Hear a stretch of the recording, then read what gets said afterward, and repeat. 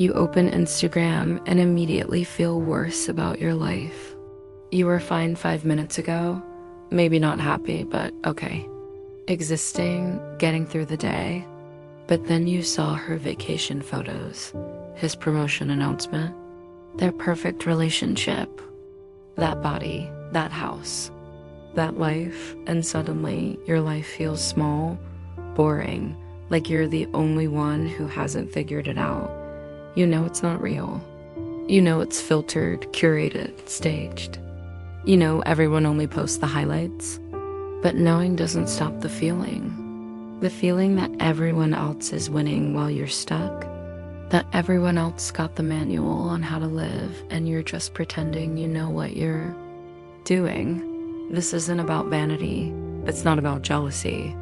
It's about what happens when you spend your life watching everyone else's and forget you're supposed to be living your own. So why do we compare? What is comparison really doing to us?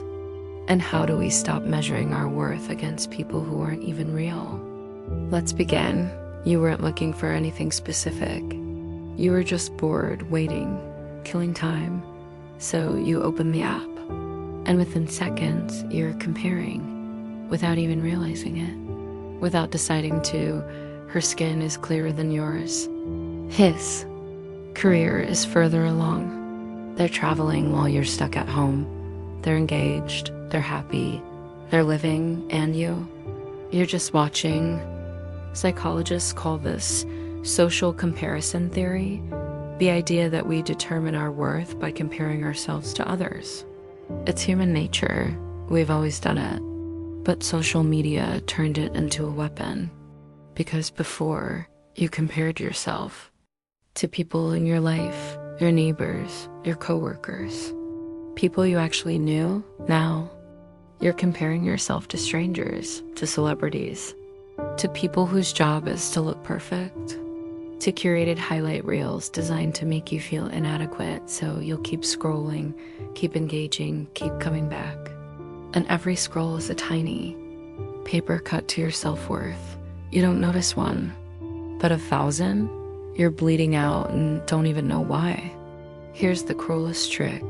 You're comparing their outsides to your insides. They post the vacation. You see the dishes in your sink. They post the promotion. You see the rejection email you got yesterday. They post the perfect relationship. You see the fight you had this morning that you're still replaying in your head.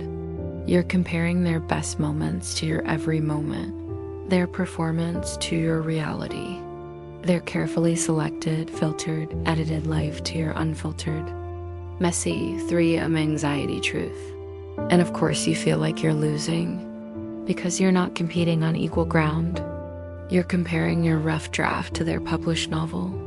But here's what you don't see. Their anxiety, their debt, their loneliness, their fear that if they stop posting, people will forget they exist.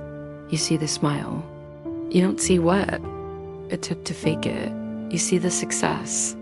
You don't see the breakdown that happened an hour before the photo. You see the life you think you want. You don't see that they're posting it because they need you to believe it's real. Everyone's faking it. But you're the only one who knows you are. You achieved something, maybe something big. You got the job, the degree, the relationship, the goal you've been working toward. And for a moment you felt proud. But then you opened your phone and you saw someone who did it better, faster, younger, with more likes. And suddenly your achievement feels small. Like it doesn't count because someone else's counted more. This is the trap of social media. Nothing is ever enough. Because there will always be someone richer, prettier, more successful, more loved, more everything, and the algorithm makes sure you see them. It feeds you the people who make you feel inadequate because inadequacy keeps you scrolling. You're not failing. You're being designed to feel like you are. And the saddest part, you're accomplishing real things in your real life, but you can't enjoy them because you're too busy comparing them to the fake things in someone else's fake life. Your enoughness isn't determined by your accomplishments. It's determined by whether you can stop looking at other people long enough to see your own. You're home on a Friday night and you're fine with it. You're tired. You want to rest. You chose this, but then you open Instagram and everyone else is out at parties, at dinners, at concerts, living, and suddenly you're not fine anymore. Now you're anxious, lonely, convinced you're wasting your life, that you're missing out, that everyone else knows how to live and you're just ... here. FOMO isn't new, but social media made it constant. You're not just missing one party. You're missing everyone's party all the time, forever. And it doesn't matter that most of it is boring. That most people are also at home, also scrolling, also feeling like they're missing out. All you see is the curated version, the proof that life is happening somewhere else without you, so you can't rest. You can't be still. You can't just exist in your own life because you're too busy watching everyone else exist in theirs. And the cruelest irony, while you're scrolling through their lives, you're missing your own, the life that's happening right here, right now, in the room you're in, but you'll never see it because you're looking down. You have 500 followers, 1,000 friends, endless people in your feed, and you've never felt more alone because you're not connecting, you're consuming. You watch their lives. You like their posts. You comment with emojis that don't mean anything. But when was the last time you had a real conversation? When someone asked how you were and actually waited for an answer?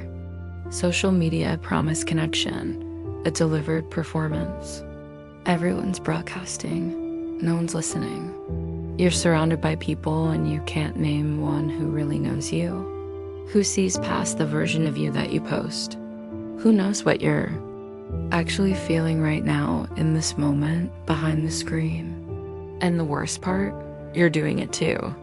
You're posting the good stuff, hiding the mess, performing happiness you don't feel because that's what everyone else is doing.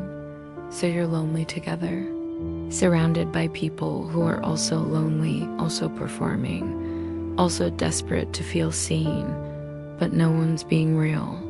So no one's being seen.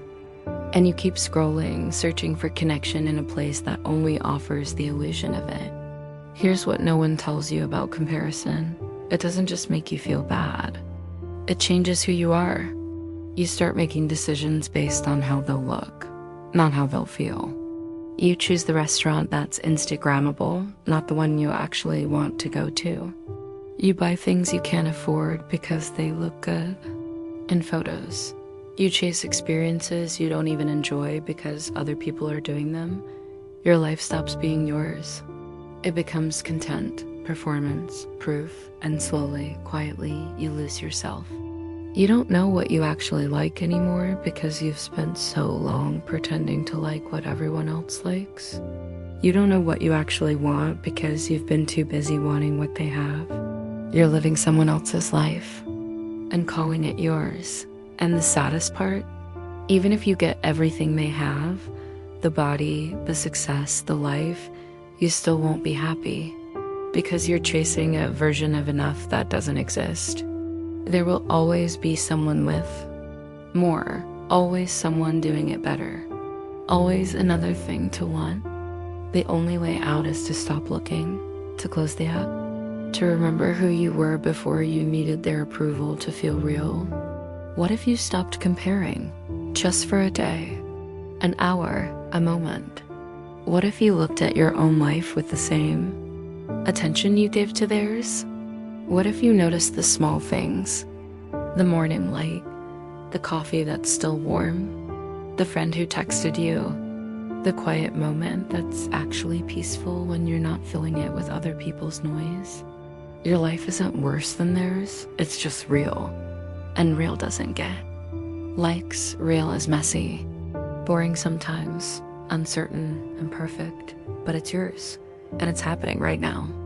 While you're busy watching people who don't know you exist, you don't need a better life. You need to stop comparing the one you have because the problem isn't your life. It's that you're measuring it against something that was never real to begin with. Their life isn't perfect, it's performed. And your life isn't failing. It's just not being posted. What if that's okay? What if being unseen doesn't mean being less? What if you're enough exactly as you are, in the quiet of your ordinary life that no one's watching? If this felt personal, if you've been caught in the comparison trap and thought you were the only one, you're not. This is a space where we name what's real. If you'd like to stay connected, consider subscribing. And if you're ready to share what comparison has done to you, how it feels, what it's cost you, the comments are open. Thank you for being here. Your life doesn't need to be posted to matter. It already does.